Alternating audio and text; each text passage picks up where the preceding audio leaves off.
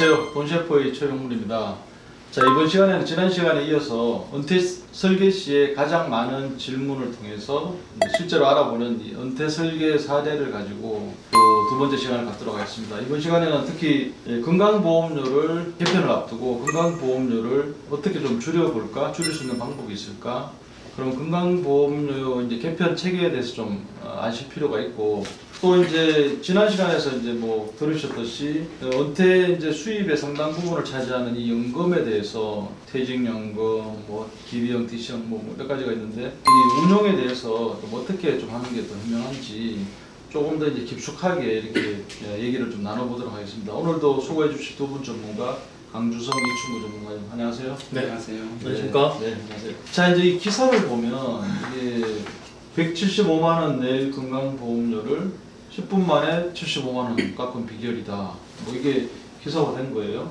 이제 이거는 이제 국민건강보험공단에서 건강보험료를 이제 산정하는 기준이 있잖아요. 그걸 정확히 알고 이제 이렇게 대응을 한 케이스인데, 먼저 오늘 이제 대화는 이 건강보험료를 뭐 어떻게 줄여야 할까요? 뭐 이런 이제 타이틀로 일단 시작을 해보겠습니다. 한번 시작해 주시죠. 네, 건강보험료는 아무래도 은퇴자들에게는 이제 굉장히 부담이 되는 이제 그 지출 항목이거든요.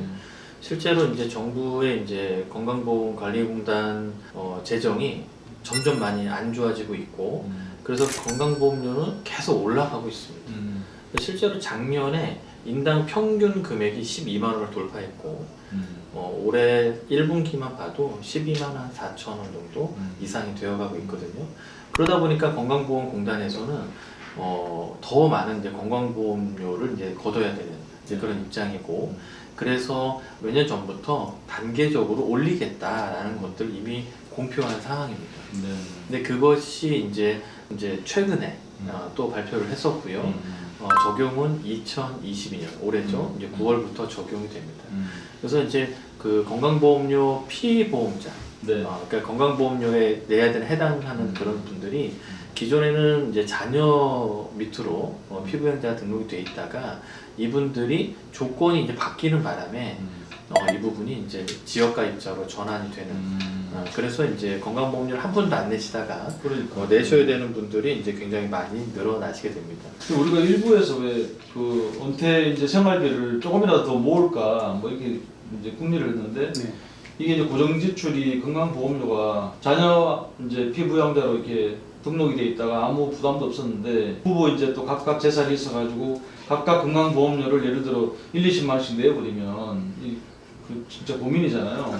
이 기사 가지고 먼저 한번 설명을 네, 그래서 해주시겠어요? 기사 가지고 좀 어떻게 이렇게 줄였어요? 설명을 드리려고 하는데요. 네.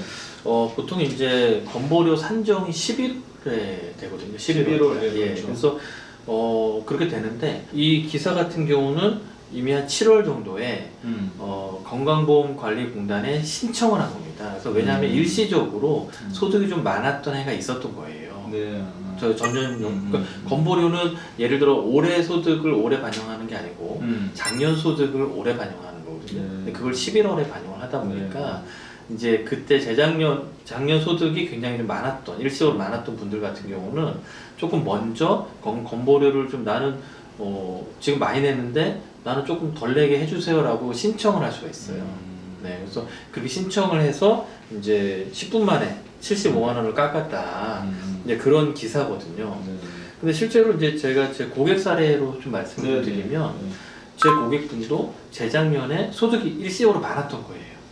그래서 이분 같은 경우도 제가 7월 달에 이제 상담을 도와드리면서 지금 이제 그 국세청에 가셔서 서류를 하나 띄우셔서 그거를 지역 이제 건강보험관리공단에 내시면서 보험료 좀 줄여달라고 조정 신청을 좀 하셔라 라고 하셔서 이분이 건강보험료 50만 원 내셨거든요. 네. 근데 이제 어제 통화를 이제 했는데 11만 원으로 줄이신 거예요. 그러니까 무슨 말이냐면 11월에부터 11만 원을 내실 분인데 이미 이제 우리가 소득 신고한 거는 또 전이고 이러다 보니까 그 중간에 갭이 있는 거죠. 근데 신청을 먼저 하면 그 기간을 이제 당겨서 이제 적용을 해주는 겁니다. 이 경우 같은 경우는 이제 홈택스에 가시면 네. 그 소득금액 증명서를 이제 띨 수가 있어요. 네. 홈택스에 가시면. 네. 그래서 그거를 띄셔서 가까운 건보공단에 신청하시면 그걸 반영을 해주거든요. 그럼 전년하고 비교해서 줄었는 거를 보여주면 맞습니다. 깎아준다는 네, 거죠. 깎아줘. 근데 제 고객분도 아니 50만 원 내시던 걸 11만 원을 줄이셨으니까 이게 월 39만 원 차이가 났잖아요. 그 7, 8, 90, 그 4달이거든요. 그러면 4달 동안 그 얼마를 아끼셨나 보니까 156만 원을 아끼셨더라고요. 그리고 신문기사는 75만 원을 아끼셨는데 네. 제 고객분은 2배가 넘는 156만 원을 이제 아끼시게 된 거죠. 네, 그래서 이렇게 이제 할 수 있는 방법이 있는데 중요한 건 우리나라는 누가 알려주질 않습니다. 네. 네, 내가 알아야 되고 세금도 내가 알아서 내야 되잖아요. 그러니까 이러다 보니까 이런 어떤 조정 신청 같은 경우를 좀 하시면 좋다라고 생각합니다. 이게 이제 사실 시스템 요즘 뭐 다 빅데이터 시대인데 시스템화 돼가지고 자동으로 깎아주면 좋은데 주택 가격은 어때요? 주택 가격이 요즘 예를 들어 좀 다운되고 있잖아요. 공시가도 이게 기준시가 다운되면 이게 자동으로 반영을 해서 건강보험료에 영향을 미쳐가지고 깎아주나요? 어떻습니까? 주택은 매월 6월 1일 날이 공시 네. 발표 기준시가가 네, 네. 되기 때문에 그 날짜를 기준으로 항상 갑니다. 그래서 항상 6월 1일 날짜에 나온 가격이 네. 반영이 돼서 나오는 거고요. 조금 전에 말씀하신 이것도 아무 때나 신청해서 되는 건 아니고 네. 전전년도 소득을 지난해 5월 31일까지 종합소득 신고하게 돼 있죠. 네. 요게 이제 그 건보공단에 넘어가는 게 7월 달에 넘어갑니다. 그리고 나서 이게 실제 적용되는 게 11월 달이니까 네. 7월 달에 신청을 하셔야 된다. 네. 아무 때나 가시면 안 된다. 이 상황을 좀 보시면 좋겠고, 음. 일단 건강보험료를 줄이겠다. 네. 가장 해답은 재취업입니다. 아까도 말씀드렸듯이 네, 네. 어떤 일을 하든 재취업을 좀 더 하셔야 되겠고, 또 한 가지 그럼에도 불구하고 취업이 되지 않았을 경우 일단은 내가 건강보험료를 계속 내야 되는 경우는 일단은 이걸 한번 계산을 해보셔야 돼요. 자, 지역으로 넘어갔을 때와 네. 회사에서 납입하는 부분이 어느 쪽이 큰지를 한번 비교해 보셔야 돼요. 그래서 실제 회사에서 내는 부분보다 지역으로 넘어가는 게 적게 낸다면 그대로 내시면 되고, 네. 근데 회사에서 내는 부분보다 내가 그 부동산이 좀 많아서 이게 더 많아진다면 이미 계속가입을 신청하시면 36개월까지 회사에서 내는 부분만큼만 낼 수가 있습니다. 그러면 재취업을 하셔서 그 18개월 이상 근무를 한 회사, 네. 한 달에 급여를 만약에 100만 원씩 받고 있다면 네. 18개월 이상 근무하고 있다면 이 이후에 이미 계속 가입을 하시게 되면 그만큼의 건보료를 또 절약할 수가 있습니다. 그래서 18개월 기준인가요? 그렇습니다. 18개월 이상은 근무를 해야 그렇습니다. 이미 계속 가입을 신청할 수 가능합니다. 있는. 네. 그래서 그 부분을 챙기신다면 재취업을 한번 좀 더 고민해 보세요. 네. 급여가 아니라 네. 건보료가 생각보다 많이 높거든요. 네. 이런 부분들을 한번 고민해 보셨으면 좋겠고, 또 한 가지 핵심은 부동산 비중 줄이셔야 됩니다. 아까 우리 현금 흐름에서 좀 이렇게 보셨던 것 중에서 퇴직연금, 퇴직을 이유로 받는 퇴직금은 건보료에 안 들어간다고 그랬어요. 네. 네. 그리고 연금저축계좌 연간 1,200을 넘지 않으면 안 들어갑니다. 주택연금으로 받는 연금 건강보험료에 안 들어갑니다. 네. 그리고 즉시연금 건보료에 안 들어갑니다. 네. 그래서 우리가 가지고 있는 이 자산이 아니라 은퇴 이후에는 현금 흐름이 굉장히 중요하다. 네. 이 현금 흐름 어디까지 가야 되냐면 우리가 죽는 날까지 나와야 된다. 그래서 자산을 현금화 시키는데 이런 건강보험으로부터 지켜줄 수 있는, 보호받을 수 있는 금융상품을 잘 구비하는 게 제가 볼 때는 가장 절약하는 좋은 방법이다. 그러니까 비과세하고 분리과세 활용해야 그렇습니다. 되고. 네. 분류과세 되는 게 또 있죠. 네, 퇴직연금은 분류과세. 네. 그래서 건강보험이 안 들어갑니다. 그리고 말씀드렸던 분리과세하는 그 세제 적격연금, 그리고 비과세 상품인 즉시연금 네. 이렇게 활용하시면 건보료를 현격하게 줄이실 수 있습니다. 재취업이 굉장히 중요한 포인트 같네요. 그렇습니다. 그럼 이제 받는 급여 이제 수준은 따지지 않는 거죠. 네, 네. 좀 급여는 뭐 작게 받더라도 건보료 이렇게 건강 뭐 직장 건보료 가입을 하고 그렇습니다. 18개월 지나서 임의 계속도 이제 신청할 수 있으니까. 네, 그리고 임의계속 가입 같은 경우는 이제 뭐 말씀 주셨었는데 퇴직하시고 2개월 이내 신청하셔야 돼요. 네, 2개월이 넘어가면 신청이 안 됩니다. 그것도 놓칠 수도 있겠다. 네, 이혼이면. 그래서 그런 것들도 이제 이게 아까도 말했지만 우리나라가 이제 내가 좀 알아보고 해야 되는. 이제 물론 이제 퇴직하시는 분들은 교육을 많이 받으시기도 하고 정부에서 또 여러 가지 노력들을 하지만 그럼에도 불구하고 또 이게 놓치시는 경우도 많이 있거든요. 그래서 그런 것들도 같이 고려하시면 좋을 것 같습니다. 두 분 전문가 고객분들은 좋으시겠어요? 잘 챙겨주시니까. 때리면 항상 문자 보내고. 일단 또 저희 어머니 제가 이미 계속 가입 알려드려서 저희 어머니도 지금 하고 계세요. 그리고 또 하나 건보료를 줄이는 방법 중에 이제 하나 있는 건 이제 이거는 이제 뭐 임대 소득이 있으신 분들, 부동산 임대 소득이 있으신 분들에 해당이 되는 내용인데 갖고 계신 부동산 이제 개인 사업자로 운영하고 계시잖아요. 그래서 그 부분을 이제 법인화 시키는 방법들도 있습니다. 물론 이 부분은 임대 소득이 좀 부동산의 규모가 조금 더 클수록 유리하고 그리고 임대 소득이 좀 많을수록 더 유리하긴 한데 그래서 그것을 개인 소득이 아니고 법인으로 전환시켜서 이제 본인이 이제 거기에서 월급을 받는 그 형태로 운영을 하시면 이제 훨씬 더 건보료나 아니면 기타 다른 비용에 대해서도 조금 안정적으로 줄일 수 있는 그런 방법들이기도 하고 최근에는 좀 많이 진행하고 있기도 합니다. 그래서 또 뭐 자녀들에게 뭔가 이렇게 또 좀 뭘 좀 남겨주시거나 이런 거를 할 때도 결국에는 이제 좀 같은 뭐 주주를 좀 편입시켜서 한다든가 다양한 방법들이 좀 있으니까 그런 것들도 같이 좀 고민하시면 좋을 것 같습니다. 필요하겠네요. 이게 진짜 뭐 건보료를 시작으로 해서 이제 고민이 시작이 돼서 전체적으로 이제 사업자로 갈 거냐 아니면 법인으로 전환해서 갈 거냐 이런 부분 좀 비교해가지고. 그럼 그거 굉장히 좀 요즘에 중요합니다. 만나보는 대부분의 그 은퇴하신 분들의 이 부동산 건보료만큼이 제일 아깝더라. 많이 드는 게 제일 아깝더라 이 말씀을 하십니다. 줄일 수 있는 부분들은 최대한 줄일 수 있도록 고민해 보시는 건 굉장히 좋다고 생각을 합니다. 자, 이제 연금 운용에 대해서 이제 한번 좀 얘기를 나눠보겠습니다. 연금이 이제 종류가 크게 보면 몇 가지가 있잖아요. 한번 말씀해 주시죠. 연금하면 첫 번째로 우리가 고려해야 될 대상이 그 세제 적격연금, 세액공제. 아까 2001년부터는 소득공제. 연간 300만 원 했던 게 2013년부터는 연금 그 저축 계좌가 되면서 400만 원 세액공제로 바뀌었습니다. 이때부터 쭉 해왔던 자산들을 이렇게 보니까 평균적으로 약 6천에서 8천. 조금 더 운용을 잘하신 분들은 1억이 넘는 분들도 있습니다. 그런데 일반적으로 연금 보험 형태로 많이 갖고 계세요. 이대로 가져가시게 되면 아까 살펴봤듯이 이제 공시이율용을 해서 중심도로 받긴 한데 한 달에 25만 원씩 30만 원씩 냈는데 연금으로 실제 받아보니까 한 달에 20만 원 수준밖에 안 되는 거예요. 그래서 이런 자산을 좀 더 효과적으로 관리를 하면서 좀 연금액을 높이게 하려면 좀 바꾸셔야 됩니다. 그래서 실제 증권자산으로 이전을 해서 여기서 투자한 사례입니다. 이게 보시게 되면 그래서 실제 그 처음에 이렇게 들어왔던 자산들이 이제 5,500이 들어와서 그 한 2년 정도 이렇게 운용을 하면서 수익이 좀 많이 났었죠. 매월 34만 원씩 들어오면서 수익이 나면 이걸 또 리밸런싱을 해야 됩니다. 수익 난다고 늘 가져가서는 안 되는 거잖아요. 일정한 수준이 되면 이제 환매를 해서 또 다시 세팅을 이렇게 해서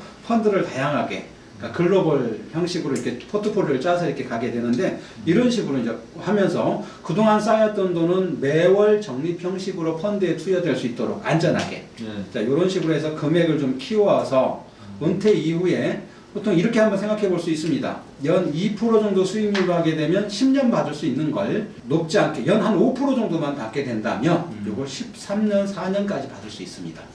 같은 100만 원을 받더라도 자, 연 2%면 10년, 연 한 5% 정도면 연 한 15년 정도 받을 수 있다. 그래서 기간을 좀 더 늘릴 수 있도록 하기 위해서는 결국은 수익률 싸움이다.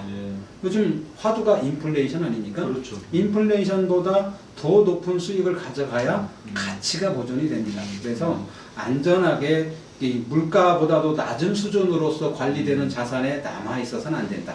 특히 은퇴 자산은 그래서 연금저축계좌를 이렇게 바꿔서 한번 해봤고요. 마찬가지 이제 우리가 투자를 할 적에도 DC도 마찬가지입니다. 근본적으로 우리 고객분들, 일반적인 분들은 올랐을 적에는 더 오를 것 같은 탐욕을 항상 가지게 되는 거고 떨어졌을 땐 더 떨어질 것 같은 공포에 휩싸이게 됩니다. 그러니까 보통 이제 이런 자산을 그러니까 관리하는 입장에서는 일정한 수준 올랐을 땐 이 환매를 통해서 현금화 시키는 것, 오히려 많이 떨어졌을 땐 오히려 이 공포를 이길 수 있도록 용기를 불어넣을 수 있는 게 실제 은퇴 설계를 하시는 분들의 입장이거든요. 그래서 이런 부분에서 우리가 은퇴 자금은 적어도 1, 2년 있다가 써야 될 자산이 아니라 길게 보고 써야 된다. 그래서 한 1년에서 한 3년 정도는 안전자산으로 그러니까 현금화 시켰거나 아니면 채권형 자산을 안전하게 5년 이후에 있는 자산들은 글로벌 시장에서 놓을 수 있도록 이렇게 만들어서 관리가 돼서 연 5% 수익률을 구가하신다면 효과적인 방법이겠다. 사회자님 연 2%하고 5%가 어떤 차이가 있는지 혹시 아십니까? 배가 넘는 차이네요. 그렇죠. 네. 네, 그 정도인데 이렇게 한번 계산을 해볼게요. 2억이라고 하는 돈이 연 2%로 가게 되면 20년을 가게 됩니다. 이게 기본적으로 2억을 만약에 순수하게 현금으로만 갖고 있다 매달 빼게 되면 200개월만 나오겠죠. 월 100만 원 기준. 그렇죠. 월 100만 원 기준. 그렇게 해서 그런데 요거를 만약에 2% 수익률로 가게 되면 20년이 나옵니다. 240개월이 나온다는 얘기예요. 근데 이게 연 5%로 가게 되면 40년이 나옵니다. 2배 기간이 나오나요? 그렇습니다. 그러니까 아까 수익률이 2%가 5% 가게 되면 20년 나올 게 4%가 나온다. 그런데 5%가 그렇게 쉽지는 않죠. 그래서 전문적인 관리가 좀 필요하긴 한데 이런 부분들의 이런 것들 때문에 그래도 우리가 퇴직연금이나 연금저축계좌나 이런 상품들이 적어도 물가를 이길 수 있을 만큼의 수준이 갈 수 있도록 꾸준하게 이런 포트폴리오를 짜서 관리를 해야 된다. 최근에는 ETF도 많이 각광을 받고 있죠. 물론 잘하시는 분들은 그렇게 하셔도 좋고 그렇지 않으신 분들은 이렇게 펀드로 이렇게 포트폴리오 짜서 이렇게 가시게 되면 노후자금을 그죠? 그러니까 아까 말했던 이 퇴직연금 이 부분은 건강보험이 안 들어간다고 그랬어요. 또 한 가지는 길게 받을 수 있도록 갈 수 있다고 했으니까 이런 부분들을 이런 식으로 운영해 보시는 것 굉장히 중요하다고 생각합니다. 이분 케이스도 사실은 뭐 거의 코로나 시기에 운영된 기간인데 수익률이 연환산 수익률이 5% 이상 나왔네요. 그렇습니다. 이게 지금 올해잖아요. 그러니까 물론 이제 5, 6월 달에 좀 빠지긴 했지만 다시 반등한 걸 생각하면 연 5% 이상은 꾸준하게. 잘 관리해 주신 분이네. 그리고 IRP 운용 사례도 준비해 주셨는데 IRP에 대해서도 한 말씀 해주시죠. DC에 있는 내용하고 IRP 운용이 뭐 거의 똑같기 때문에 그건 뭐 비슷하게 보시면 되실 것 같은데 제가 이제 그 DC하고 IRP 또 그런 퇴직하시는 분들의 자금을 관리하면서 느낀 점이 좀 있습니다. 좀 주의하거나 뭐냐면 본인이 갖고 있는 투자 성향에 대한 걸 좀 이해하시고 아셔야 된다고 생각해요. 그러니까 아무리 좋은 투자도 뭐 예를 들어 예전에 뭐 우리 옆집 순이 엄마가 여기 아파트 사니까 같이 사자고 해서 샀는데 올랐다. 뭐 부동산은 실물자산의 개념이니까 또 뭐 그렇게 경제가 많이 올라갈 때 우리나라 경제 성장률이 높을 때는 상관이 없어요. 근데 이런 투자 상품은 그렇게 접근할 건 아니거든요.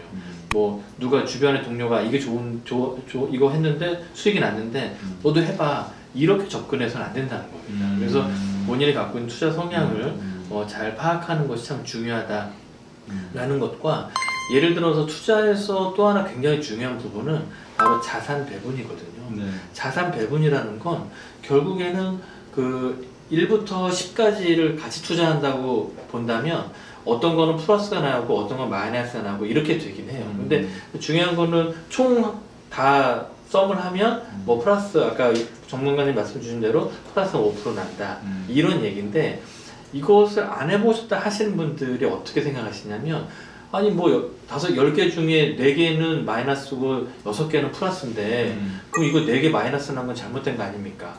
이런 질문들을 많이 하세요. 그래서 항상 투자를 할 때는 그 총 금액의 몇 프로가 남는가 이렇게 접근을 하셔야 되거든요.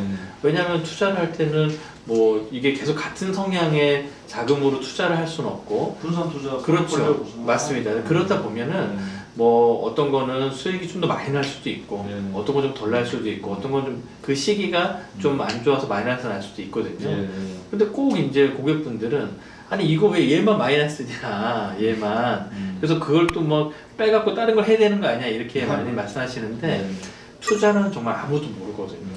좋았다가 안 좋아지기도 하고 하기 때문에 그 안 좋아진 게 또 다른 시점에서는 그것 때문에 수익이 나기도 하니까 그래서 그 총량에 대해서 몇 프로 정도 수익이 나는지 그런 것들을 좀 이해해 주시고 생각해 주시면 좋을 것 같아요. 아무리 말씀을 드려도 또 이게 왜냐면 은퇴자금이 굉장히 중요하고 그러시다 보니까 그거 하나에도 굉장히 막 민감해 하시고 이렇게 되시는 경우 많아요. 근데 그거보다는 그래도 뭐 저희가 뭐 관리를 같이 하지만 중요한 건 고객과 같이 하는 겁니다. 같이 노력하고 같이 고민하는 그런 부분들이 있으니까 그런 차원에서 같이 하시면 어떨까 그런 생각이 드네요. 이 부분에 대해서 이제 한 가지 또 우리 전문가님 말씀을 들으니까 또 생각나는 게 있어요. 보통 퇴직연금이나 그 IRP나 DC나 처음에 시작하셔서 1년이나 1년 반 됐을 때 주가가 폭락하는 경우가 있어요. 이런 경우를 갖고 평가하셔서 절대 안 된다. 투자에 대해서 적어도 3년 이상의 시간을 가지고 평가를 해봐야 된다. 2000년도에 코로나가 왔을 때 굉장히 급격하게 떨어졌다 또 바로 반등을 했거든요. 그러니까 지금과 같은 경우는 지난 11월부터 빠져서 이제 반등의 시기가 돌아오고 있잖아요. 근데 지난 5월 달에 정말 고객들의 항의가 좀 많았어요. 왜 이렇게 많이 빠졌냐. 많이 올랐을 때 해서 떨어질 때, 근데 쉽게 떨어질 때 손 안 나가거든요. 못 사거든요, 근본적으로. 그래서 이런 포트폴리오, 그러니까 자산 배분에 의해서 가는 부분들은 일시적인 하락이나 일시적인 상승에 의해서 흔들리는 게 아니라 그 포트에 의해서 적어도 지속적으로 3년 이상 보고 평가하는 게 옳다. 일희일비하지 않으셨으면 좋겠다. 이런 말씀을 드리겠습니다. 자, 좋은 말씀 감사드리고 이제 뭐 마무리를 조금 정리를 좀 한번 해보시죠. 일단 초두에 말씀드렸습니다. 그러니까 재무 설계를 해야 될 시기는 사회 초년생으로 첫 발을 내디뎠을 때, 두 번째는 결혼했을 때, 세 번째는 은퇴가 시작되는 시점에 면밀하게 검토해 보셔야 됩니다. 왜냐하면 내가 열심히 모은 자산 준비 없이 가시게 되면 국가에 혼납하게 돼 있습니다. 뭘로요? 세금으로. 그래서 미리미리 준비를 하셔야 돼서, 그래서 은퇴가 시작되는 부분에선 이 생애 설계, 은퇴 설계를 정밀하게 받아보실 필요가 있겠다. 두 번째는 이제 부동산과 금융자산 간의 배분을 좀 가져가는데, 은퇴하는 시점엔 보통 부동산 60%, 금융자산 40%를 권유하고 있습니다. 그런데 실제 수도권에 계신 50대 이상은 거의 90%가 부동산이죠. 그렇죠. 이런 부분이 굉장히 우리나라를 힘들게 하고 있는 부분입니다. 그래서 부동산 비중을 갑자기 줄일 수는 없다 하면 금융자산을 어떻게 활성화시킬 것인지를 한번 그것도 고민을 하셔야 된다. 어쨌든 자산 배분 개념에서 봤을 때 부동산 60, 금융자산 40, 그리고 그 40 중에선 채권과 주식의 비중으로 그 사람의 투자 성향에 따라서 위험을 감내는 성향에 따라서 어떻게 가져갈 것인지는 또 고민을 좀 더 해봐야 되겠네요. 그죠? 요즘에는 또 이제 뭐 달러 자산, 그러니까 결국 안전 자산인 달러 자산을 이제 포트에 편입시켜서 한 10%, 15% 정도는 그렇게 또 운영하기도 합니다. 근데 이제 그 달러 자산을 가져간다는 자산은 결국은 인플레이션을 어떻게 해지할 것인가. 그렇죠? 우리가 안전하게 예금으로만 항상 가져가게 되면 그 예금 이자율이, 금리가 인플레이션을 이기는 경우는 거의 없거든요. 그러면 눈에 보이지 않게 내 자산은 그저 구매력은 계속 떨어지는 부분이 있으니까 일정한 부분에 그걸 보존할 수 있도록 달러 자산을 가져가는 것 현명할 거고요. 세 번째는 이제 비과세. 아까 말씀드렸죠? 국외인연금이 비과세라고 말씀을 드렸고, 즉시연금 비과세입니다. 그 주택연금도 과세를 따로 하지 않습니다. 그러니까 이런 부분들과 과세 이연됐다는 게 뭐냐면 IRP 계좌 그 세입공제 받는 거 있죠? 그 세입공제 받았던 연금저축계좌 이런 것들은 자 수령하는 금액이 연간 1,200을 넘지 않으면 건강보험료에 들어가지 않습니다. 그리고 종합소득 과세되지 않습니다. 그래서 이런 부분들을 적극적으로 활용을 하셔야 된다. 네 번째는 재산이 중요한 게 아니라 은퇴 이후에는 현금 흐름이 중요합니다. 월 현금 흐름. 그렇습니다. 땅 10억을 갖고 있으면 뭐 하겠습니까? 매월 500만 원씩 나올 수 있도록 언제까지? 죽을 때까지. 이게 훨씬 현명한 방법이다. 그래서 현금 흐름을 어떻게 확보하느냐가 은퇴 이후에 가장 중요하다. 그리고 또 한 가지는 누군가 손대지 않도록 만드는 것. 그래서 연금화 시키는 게 굉장히 중요합니다. 다섯 번째는 정말 나를 위해서 도와줄 수 있는 금융 전문가를 곁에 두시는 게 가장 현명하시다. 스스로 물론 엑셀을 만들 수도 있고 여러 가지 할 수 있지만 한 사람의 생각보다는 두 사람의 생각이 더 오를 수 있고 두 사람의 생각보다는 더 많은 사람들의 생각이 결부되면 훨씬 더 좋을 수도 있기 때문에 우리 이제 이런 전문가 집단들이 함께 할 수 있는 이런 거면 훨씬 더 효과적이겠다. 이런 생각이 듭니다.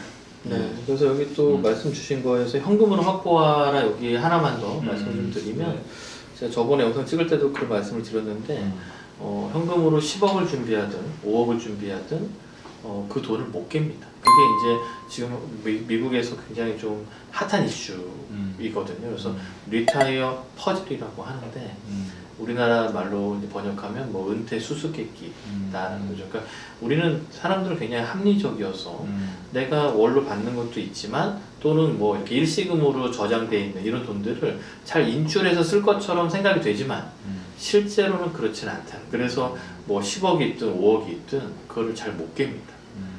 그래서 적절한 현금화 뭔가 이렇게 현금화 시키고 뭔가 또 자녀에게 잘 물려주고 어느 수준에서는 그런 작업들을 먼저 하시는 게 그 굉장히 중요한 것 같습니다. 그래서 이런 부분들도 정말 많은 분들이 그런 말씀하세요. 뭐 5억 있는데 못 깨십니다.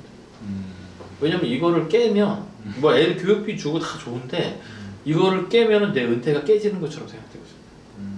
뭐 근데 그건 10억이나 5억이나 똑같습니다. 그런 것들도 이제 좀 잘 고려해서 이제 아까 제가 하나 딱 놓친 게 있는데 뭐냐면 이제 세법상으로는 일시납 1억이 즉시연금 같은 경우 네. 아니면 일시납 연금이 비과세 한도잖아요. 근데 그럼 비과세 한도까지만 그런 것들을 준비해야 하는가에 대한 부분이에요. 근데 실제로 일시납 연금 같은 경우는 과세가 언제 되냐? 비과세가 아닌 그 이후의 상품들은 그러니까 만약에 뭐 5억을 내가 일시납 연금을 하겠다. 그러면 1억을 만약에 비과세로 두고 그럼 4억은 비과세가 아니잖아요. 네. 그러면 언제 과세가 되는가예요. 그래서 4억은 언제 과세되냐면 내가 내 원금이 다 끝나야 그때부터 이자소득세가 발생합니다. 그러면 예를 들어 20년을 받고 나서부터 내 원금을 다 4억을 받았다면 그분은 65세부터 만약에 연금을 개시했다면 85세가 돼야지만 그 이후부터 이자소득세가 발생하시는 거예요. 원금 초과하기 전에는 이자소득세 발생 안 하죠. 예, 맞습니다. 그래서 저는 이제 뭐 많은 분들하고 상담을 하면서도 많은 분들은 비과세가 1억이니까 1억만 나는 좀 하고 싶다. 근데 그렇게 안 하시고 1억 하시고 뭐 3억 하셔도 결국 이자소득이라고 하는 세금은 뭐 원금은 다 받고 나서 발생을 하니까 뭐 어차피 추후에 이걸 과세 이연이 효과가 있잖아요. 그래서 그렇게 되는 것도 있으니까 그것도 같이 고려하시면 어떨까 그런 생각입니다. 좋은 말씀이네요. 네. 자, 그러면 이제 정리도 다 해주셨고 두 분은 이제 실제로 질문을 이제 짧게 좀 드리면 실제로 이제 기업체에 퇴직을 앞둔 퇴직 예정자 교육을 다 들어가시잖아요. 네. 우리나라 뭐 대표하는 기업도 다 들어가시는데 이제 그분들 상대해 보면 제일 좀 이렇게 후회하고 이렇게 하는 게 어떤 점들이 있습니까? 주로 제가 이런 은퇴 예정자분들한테 이 은퇴와 관련된 준비해야 될 것 그리고 어떤 것들이 이제 궁금한가 이렇게 질문해 보면 그분들이 한결같은 말씀이 있어요. 이런 이야기를 5년 전에 들었으면 참 좋았을 걸. 왜 이제야 들어? 근데 저도 한마디 하죠. 여러분들은 일에 휩싸여 있었기 때문에 5년 전에 내가 이 얘기를 했어도 귀에 안 들어갔을 것이다. 이제 나한테 다 현실이 오니까. 근데 대부분의 직장 생활하고 하시는 분들이 자신의 돈임에도 불구하고 자신의 돈으로 인지하지 않는 게 퇴직연금이나 연금저축계좌 이런 것들입니다. 그래서 미리미리 준비해서 가실 수 있도록 이걸 좀 하셨으면 좋겠다. 그분들의 가장 후회가 왜 이제야 내 돈에 대해서 이제 관심을 갖느냐. 이런 부분이 많습니다. 저는 이제 은퇴하시는 분들 가장 이제 고민이 실은 은퇴 이후에 월 현금으로는 어떻게 가져갈 것인가 그런 부분도 고민이지만 또 하나는 자녀에게 얼마나 잘 이 자금을 물려줄 것인가. 왜냐하면 퇴직을 하는 시점에 어떤 퇴직연금 자산이 은퇴자금으로 쓰이는 경우는 극히 드물거든요. 저희가 뭐 은퇴자금으로 쓰면 어떻게 된다 이렇게 이야기하고 그렇게 많이 말씀을 드리지만 실제로는 퇴직하실 때 그 퇴직연금 자금이 거의 첫째나 둘째 결혼자금으로 들어가는 경우가 대부분입니다. 절대로 그렇게 하지 마시라고 말씀을 드리지만 현실적으로 어려운 부분인 거죠. 그 부분이. 그래서 근데 정부의 정책도 조금 뭐 좀 아쉬운 부분은 이번에 이제 뭐 세법 개정이 되고 하면서 퇴직소득세를 오히려 줄여주는 이제 그런 쪽으로 정책이 이번에 진행이 되더라고요. 퇴직소득세를 늘려야 연금으로 받는데 오히려 더 그걸 줄여버리니까 일시금으로 받을 확률이 높아지는 거예요.